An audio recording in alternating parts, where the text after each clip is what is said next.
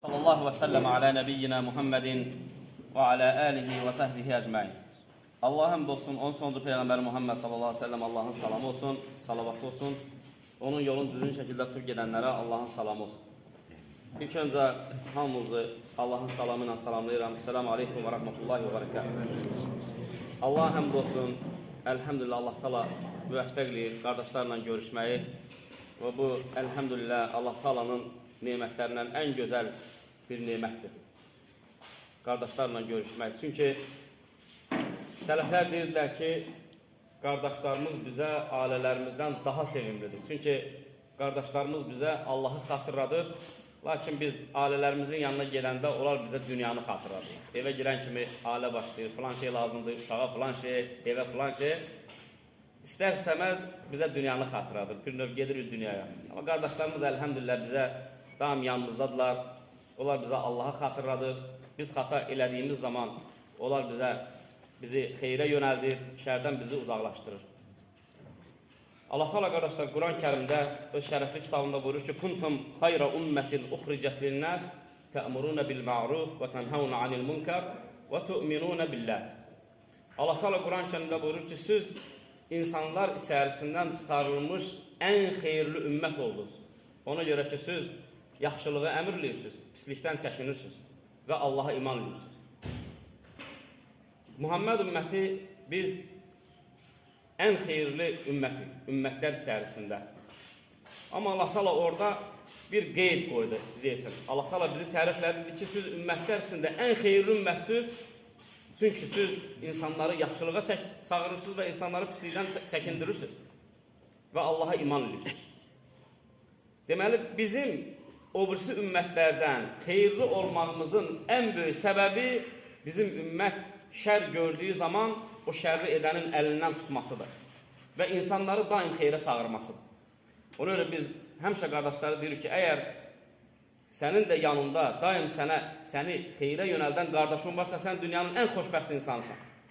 Əgər yoxdursa, o zaman sən özünə elə bir dost, elə bir qardaş axtar ki, o daim sənin yanında səni xeyrə çağırsın. Sən hansısa bir şər əməl eləyəndə o sənin əlindən tutsun. Ona görə dost məsələsi, yoldaş məsələsi şəriətimizdə mühümdür. Muhammed sallallahu aleyhi ve sellem buyurur ki, "Es-sahibu sahib", dost sürükləyicidir. Əgər sələfləri deyirlər ki, filan kəs necə insandır? Deyir ki, dostun göstər deyil. Ona görə Muhammed sallallahu aleyhi ve sellem gözəl bir hədisdə əsl dost kimdir, onu bizə izah edir. Muhammed sallallahu aleyhi ve sellem buyurur ki, yaxşı dostun misalı ətirçiyə oxşayır. Sən deyir, girirsən ətirçiyin yanına, girirsən onun dükkanına çıxırsan. Sən onun ətirindən vurmasın da, onun dükkanından gələn o qoxu sənin üzərivə çökür. Və çıxırsan, o iyi səndən gəlir. Gözəliyi gəlir səndən. Bu, yaxşı dostun misalıdır. Sən ondan dostluq eləyəcəksən, onunla yoldaşlıq eləyəcəksən, onda olan gözəl xəsiyyətlər sənə keçəcək. Və Muhammed sallallahu aleyhi ve sellem buyurur ki, pis dostun misalı isə körükçüyə bənzəyir. Sən onun yanına girəndə, körükçü kaçıqar deyirlər. O mazutla, yandıran, istilikdə zatda işləyən adamlar. Sən deyir, onun yanına girəcəksən, onun körüyündən istifadə eləməsin də, ona kömək eləməsin də, onun körüksünün otağında olan o pis qoxu sənə çökəcək. Və pis dostun da misalı belədir, qardaşlar. Əgər sən pis dostla dostluq eləyəcəksənsə, onda olan pis xislətlər, pis əxlaqlar sənə keçəcək. Və insanlar da səndən əziyyət çəkəcək, o iydən, o əxlaqdan.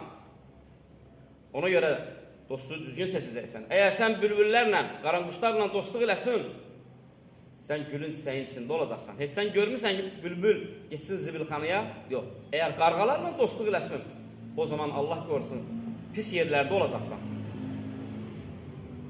Və Muhammed sallallahu aleyhi ve sellem daim təşviq edirdi bizi ki, dost məsələsində fikir verək.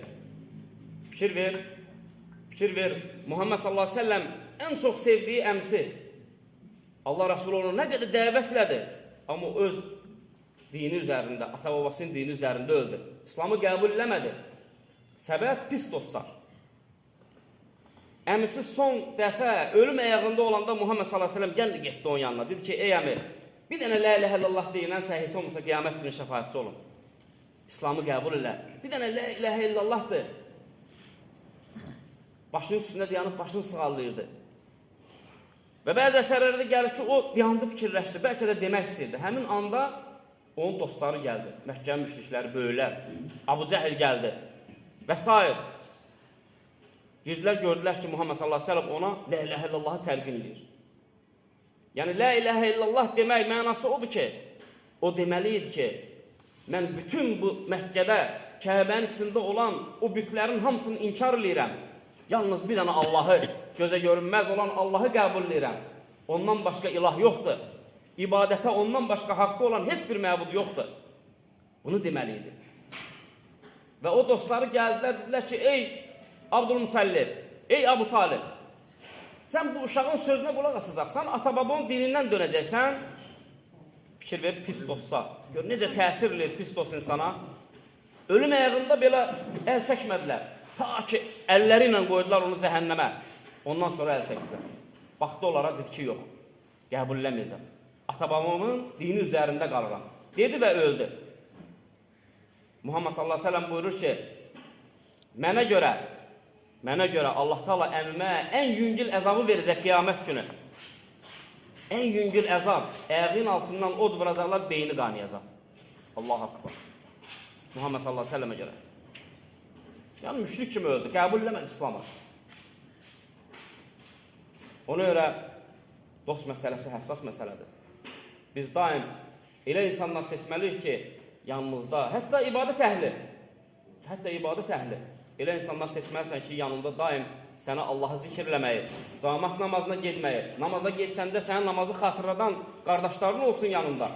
Günah eləyəndə sənə gizlincə, ey qardaşım, Allahdan qor, günah eləmə, deyən qardaşların olsun yanında. Əgər belə qardaşların varsa, sən dünyanın ən xoşbəxt adamısan.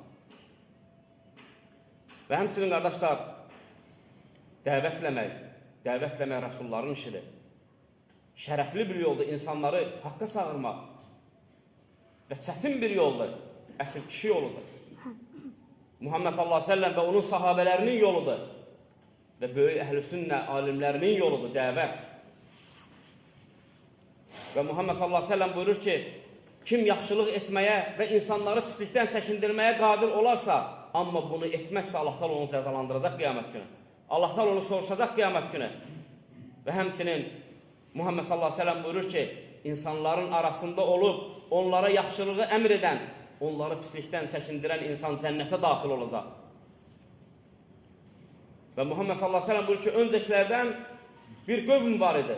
Allah Teala həmin qövmə qəzəbləndi. Və bir mələyi göndərdi, dedi ki, ged o məmləkəti, o kəndi dağır, məhv elə onları. Və o mələk gəldi, yenidən qayıtdı Allaha, dedi ki, ya Rabbi, orada bir nəfər var, sənə ibadət edir. Ne ineyim onunla? Allah Teala dedi ki, birinci ondan başla. Dedi ki, niyə ya Rabbi? Dedi ki, çünki o pis qövmün içində yaşayır. İbadəti ancaq özü eləyir, çəkilib bir kənara ibadətin eləyir, insanları yaxşılıq eləmir. Yaxşılığa çağırmır insanları, insanları pislikdən çəkindirmir. Birinci ondan başla. Ona görə bu din o deyil, ancaq mən çəkilim evə, özüm qılım, özüm tutum, heç kimə heç nə demir. Belə şey yoxdur. Bu din deyil. Bu rəsulların yolu deyil, bu sahabələrin yolu deyil.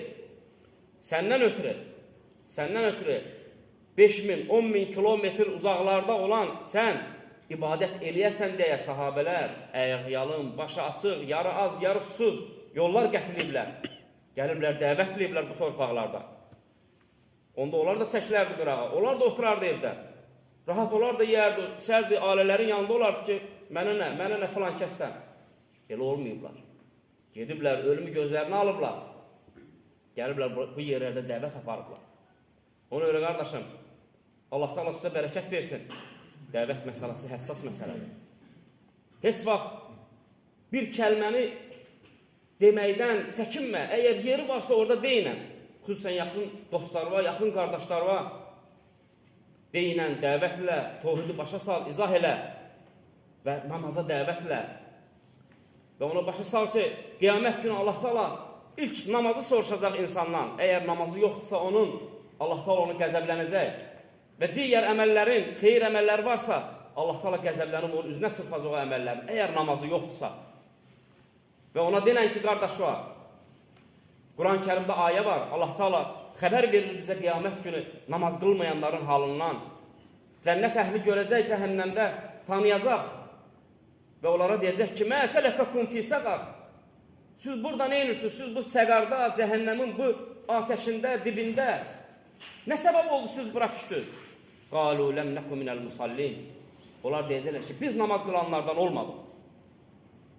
Biz o dəvətçilərin dəvətini qəbul eləmədik. Biz o dəvətçilərin dəvətinə səhvənkar yanaşdıq. Bugün qılaram, sabah qılaram dedi. Olmaz vallahi. Gecikdirmək olmaz. Gör ölümlər nə qədər asanlaşıb. Gör ölüm necə asanlaşıb. Avariyalar. İndi müharibəyə ehtiyac yoxdur. Bir dənə müharibə baş verir. 40 gün, 1 ay davam edir. 5000, 6000 adam ölür.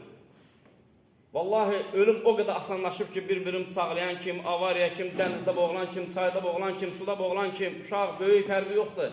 Bir ayın içində minlərlə ölüm xəbəri gəlir. Yəni, gərək müharibə olsun, kütləvi ölüm olsun. Yox, ölüm çox asanlaşır. Qaşla gözün arasındadır və bilmirik ki, biz hasan öləcəyik. O qardaşlarımız ki, hələ gözləyir. Muhammed sallallahu aleyhi ve sellem buyurur ki, hələkəl mütəəxirun, təxirə salanlar həlak oldular. Sahabələr dedilər ki, ya Rasulullah, o kimlər də olar? Muhammed sallallahu aleyhi ve sellem buyurur ki, haqq onlara gələndə, onlar dedilər ki, sabah eləyərik. Və sabah deyə də ölüb getdilər və həlak oldular.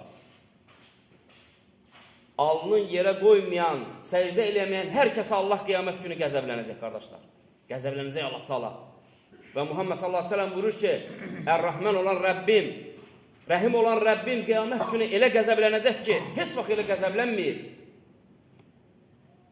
Onun qəzəbindən insanlar qorxacaq. İnsanlar qorxudan elə ağlayacaq ki, onların göz yaşlarına gəmlər bıraxsın, gəmlər üzər, göz yaşlarında.